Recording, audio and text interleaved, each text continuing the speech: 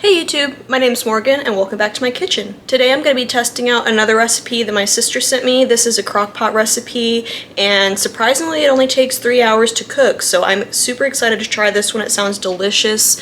It's got sun-dried tomatoes and I am a sucker for those. So I'm going to go ahead and get some of my ingredients prepped so that you don't have to watch me shred cheese and things like that, but I'll be right back and we can go ahead and get started. Okay, before we get started on assembly, let's go ahead and go through the ingredients we're going to need. In this bowl, which we're going to season our chicken with, is half a teaspoon of salt, half a teaspoon of Italian seasoning, a quarter teaspoon of paprika. I'm using smoked paprika today. And it says an eighth a teaspoon of black pepper, but as you know, I do freshly grated black pepper, so I didn't really measure that. I'm guessing it's pretty close to an eighth of a teaspoon. It's about a pinch. And I'll be honest, this doesn't really seem like very much seasoning to me for 4 chicken breasts. Luckily, I probably only have about 2 or 3 chicken breasts. I haven't looked yet, but I might end up adding some more seasoning at the end. We'll see. Aside from that, I haven't poured out my heavy cream yet, but we're gonna use a cup of heavy cream, a tablespoon of cornstarch. This is a quarter cup of shredded Parmesan cheese, half a cup of chopped fresh spinach. This is actually frozen spinach that I thawed, and I've got the paper towel underneath it to soak up any extra liquid. And then over on the other side of my kitchen, I've got about 2 teaspoons of minced garlic and a third of a cup of chopped sun-dried tomatoes. Now that I've got all my prep work out of the way, the rest of this should go really quickly. So this is 3 chicken breasts. I'm just 1 short, but not a big deal. We're still gonna have leftovers. I'm gonna put my chicken breasts straight into the crock pot.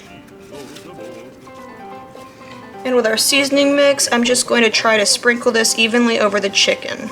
Like I mentioned earlier, we'll see if I don't add more seasoning later because this doesn't really look like it's going to be a whole lot. Alright, that doesn't look too bad. Keep in mind we are only seasoning one side of this and we are going to be adding some more to the sauce, but we'll get to that in just a little bit. Next we need to stir together the sauce. So I need to pour the cream, garlic, cornstarch, salt, and pepper into a medium bowl.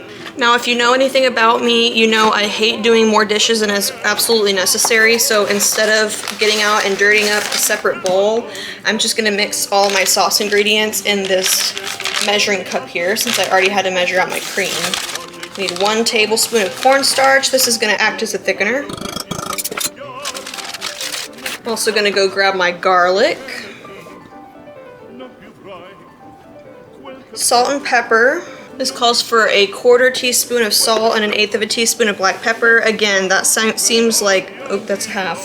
Seems like a very low amount of seasoning to me, considering cream is pretty sweet and we already didn't season the chicken a whole lot. So again, I may add some more spices later after the chicken is fully cooked, but before I serve our plates, I'm going to give this a taste test because, as I can't stress enough, I think I've mentioned this in several videos already, you've got to taste your food as you cook. That's how you know that it's going to be nice and flavorful when you're serving it to your family or to yourself or guests or whoever you're cooking for.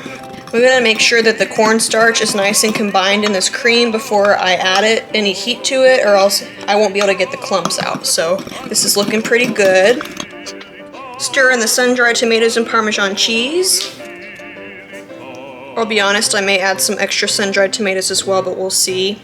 These also might get stuck to the bottom of this measuring cup, but not a big deal. I can scrape them out with my fork. And we're going to add in our Parmesan cheese. Give that a nice stir again. Make sure everything is well combined. This is smelling pretty good already. I'm really excited for this garlic and the sun-dried tomatoes. Maybe I was Italian in another life.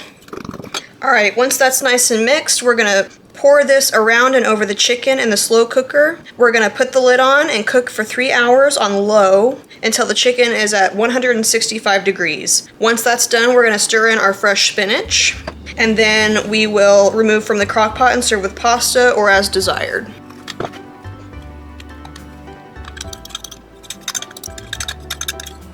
Looks like we got pretty good coverage. So I'm going to go ahead and turn this on low. It would help if I had this plugged in, wouldn't it?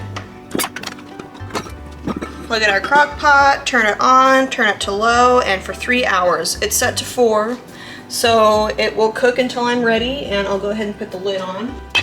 And about 20 or 30 minutes before I think the chicken's done, I'll go ahead and start some pasta noodles and we will be just about ready. So I just added the spinach and I took the temp the chicken's done. Isn't that absolutely beautiful? The sauce is just a little bit runny for my taste. It's pretty watery, which is honestly a little surprising to me. So I'm gonna leave the lid off while the noodles cook.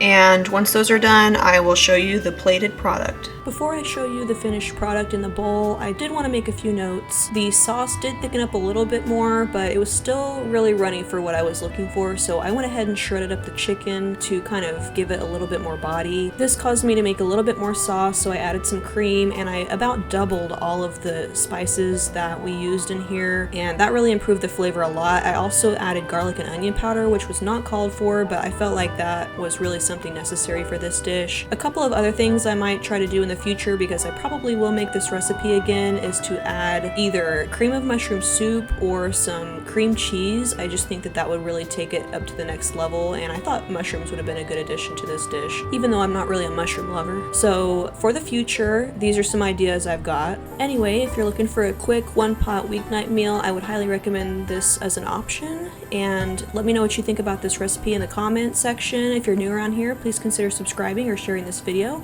and I hope to see you around next time. Bye guys!